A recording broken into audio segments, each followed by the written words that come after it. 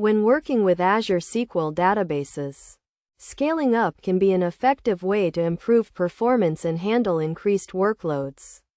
However, several common issues can arise during this process.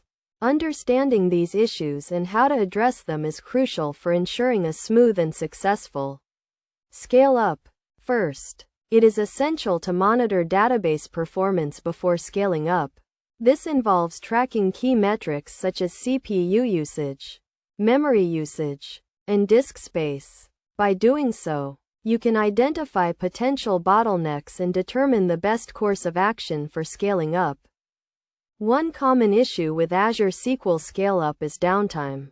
When scaling up, the database may become unavailable for a short period, which can impact applications and users. To minimize downtime, it is recommended to scale up during maintenance windows or use features like online indexing to reduce the impact on applications.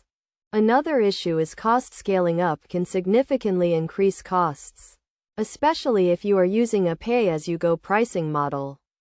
To avoid unexpected costs, it is crucial to understand the pricing model and estimate costs before scaling up.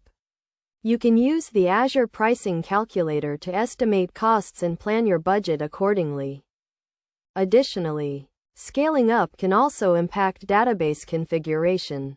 When scaling up, some database settings like maximum size and maximum log size may need to be adjusted. It is essential to review and update these settings to ensure they are appropriate for the new scale. In terms of best practices, it is recommended to test and validate applications after scaling up. This involves running load tests and verifying that applications are performing as expected. You should also continue to monitor database performance after scaling up to ensure that the new scale is meeting the required performance levels. Finally, it is essential to consider alternative scaling options, such as scaling out or using read-only replicas. These options can provide additional flexibility and help you avoid common issues associated with scaling up. By understanding these common issues and following best practices, you can ensure a successful Azure SQL scale-up and improve the performance and availability of your databases.